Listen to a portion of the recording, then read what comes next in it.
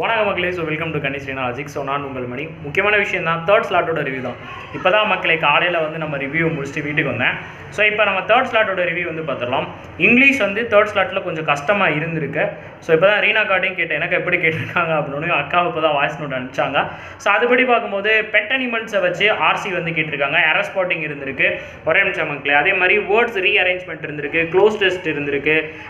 அதே மாதிரி ஃப்ரேஸில் ரீப்ளேஸ்மெண்ட் கேட்டிருந்துருக்கிறாங்க. எல்லாமே கொஞ்சம் ஓரளவுக்கு கஷ்டமாக ஃபீல் பண்ணியிருந்துருக்கிறாங்க.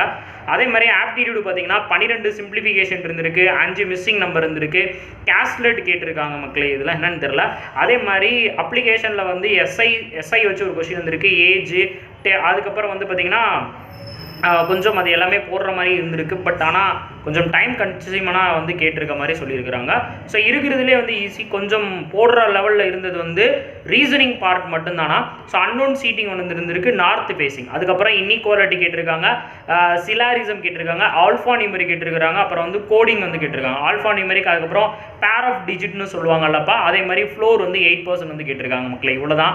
ஸோ ஓரளவுக்கு இது எப்படி இருக்குது அப்படின்னா மாடரேட் லெவல் தான் மக்களே தேர்ட் ஸ்லாட். ஓகேவா? நான் ஈஸியாக சொல்ல மாடரேட் லெவலில் இருக்குது. நீங்கள் எவ்வளோ அட்டன் பண்ணீங்க அப்படின்னு சொல்லி கீழே கமெண்ட் பண்ணுங்கள். Thank you so much. Tata bye bye மக்களே.